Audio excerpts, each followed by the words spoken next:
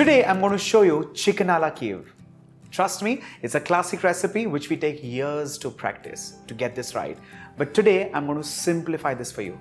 Let's begin. Chicken À La Kiev.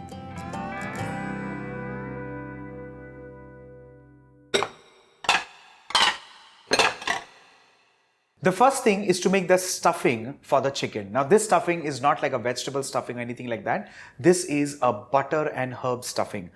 Butter, lots of parsley, salt, pepper, garlic, as simple as that. And this eventually also happens to be the sauce for the chicken. Let's begin with that. First things first, butter. To this I'm going to add in chopped parsley. The next that goes in is crushed garlic. Next is salt and pepper.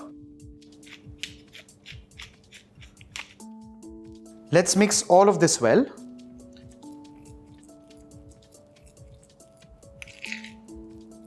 Once this is mixed well, time to keep this aside. And the next step is to take a chicken breast and literally open it up. Now the whole idea of Chicken À La Kiev is, it is basically a whole meal in itself in my personal humble opinion. It's a breast of chicken which is stuffed with the herb butter that we just made, and it is eventually served with mashed potatoes and lots of grilled vegetables.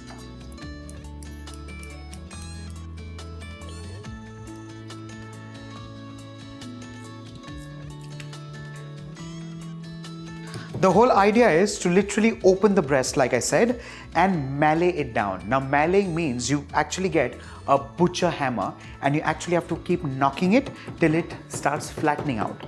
But like I said, I'm going to simplify the recipe for you, and you may not have a mallet in your homes. So take a chopper, take the back side of the chopper rather, and knock it out. While doing this, ensure that you do not tear into the breast because you want the filling to kind of contain inside.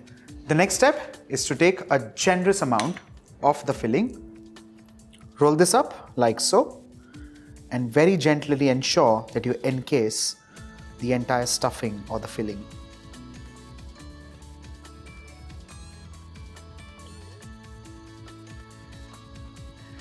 The chicken roulade, as it looks now, is done and ready. Let's keep this in the deep freezer for at least 12 to 15 minutes, and in that time period, let's quickly make mashed potatoes. For the mashed potato, the first thing that goes in a pan is butter, because you want the potatoes to be nice, buttery, creamy and soft. To this, choice is completely yours. You can also add in a teaspoon of the herb butter that we've just made. Let's add in boiled, peeled and mashed potato. To make this extra creamy, I'm going to add in cream. The next is salt, remembering the fact that salt is part of the butter as well as the potatoes while they were getting boiled. And lastly, freshly cracked black pepper. The beauty of making mashed potatoes is to make an emulsion out of all of this while the pan is just kind of beginning to heat up, and that's the beauty of wonderful soft mashed potatoes.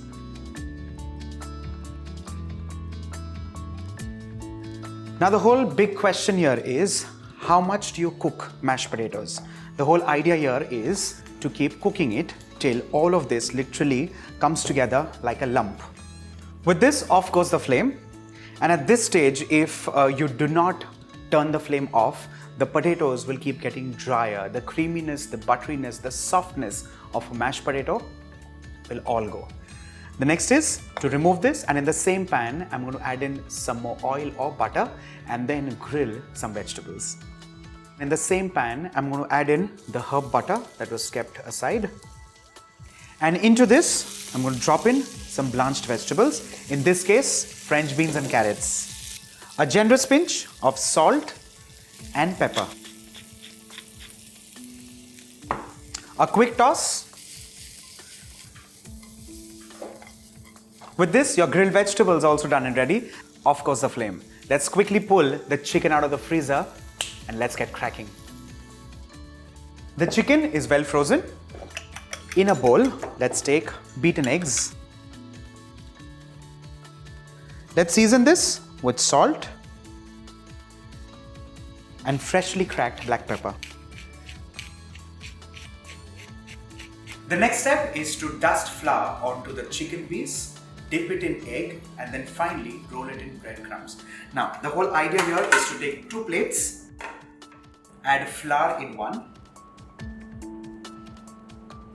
dredge it like so, and in the other plate, I'm going to take breadcrumbs.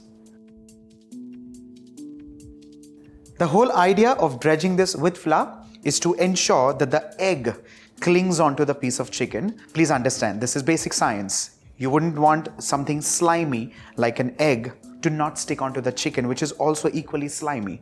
So the whole idea is to dry the surface out so that the chicken now beautifully clings onto it. And finally, let's drop this in breadcrumbs.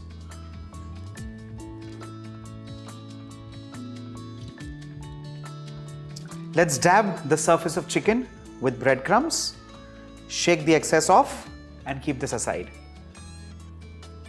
The next step is again to keep this in the deep freezer, but this time for at least half an hour, and then we're going to deep fry this. The chicken is frozen and ready. It's been 12 to 15 minutes. The oil is also well heated. Time to fry this now. I'm going to fry one at a time and fry it with ease. After 3 minutes on medium flame, I'm going to carefully give this a flip. Fry this on both sides till it's nice, crisp and golden brown, and also ensure that it's well cooked from inside. That's why medium flame, 3 to 4 minutes per side.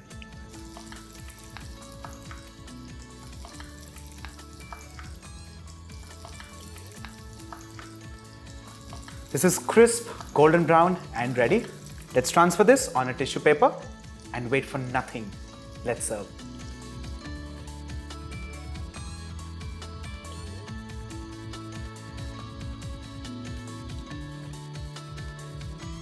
And finally, like I said, where's the sauce? It's inside the chicken. Let's cut this.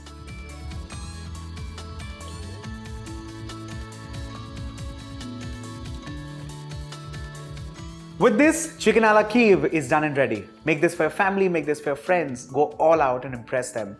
This is me, the Bombay chef, Varun Inamdar, signing off. Bye for now.